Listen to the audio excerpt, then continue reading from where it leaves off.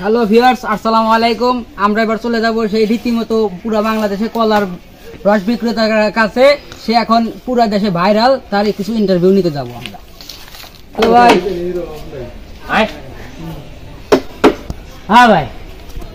আচ্ছা ভাই, আপনার কাছে একটা কারণে আসি, সে আপনি এই বিচা কলা গাছ থেকে কিভাবে রস সংগ্রহ করেন, এই দক্ষতা আপনি কোথা থেকে শিখলেন?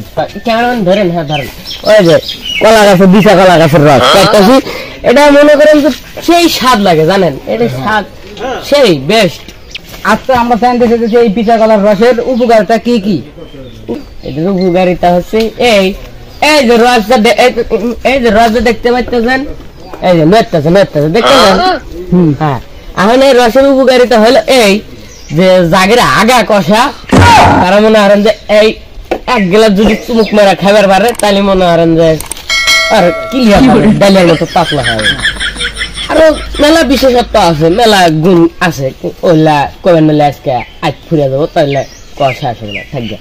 এখন রস, খাঁটি রস, আপনি যদি আগা কষা থাকে তো নেন। আচ্ছা, আপনার এই রস খেতে এখানে কিরকম ভিড় হয়, লোকজন আসে, কি কি নিয়ে আসে একটু জানতে চাইতেছি। আমার এই রস খাওয়ার জন্য বহু দূর দূর থেকে লোক আসে, অনেক লোক আসেন আমার সাথে। তো আপনি এই এই যে বলেন, এই যে খালি জায়গা দেখতেছেন না, এই যে খালি জায়গা, এখানে প্রত্যেক দিন মনে করেন যে 40-60 হইরা প্রাইভেট খেয়ার আছে, ওদের ঠেলা খাইলে কাপটার আছে, আর আছে বেলন গিনিগার, এগুলা মনে করেন যাইছে গাড়ি রাজা আইসে প্রত্যেকটা দিন আসবো, আসে রস খাবো। আজকে আবার কয়া দিছি যে আমি রস কাটবো না। আপনারা জানতে পারলেন এবার সেই বিচা কলার সেই ইটি নিয়ে।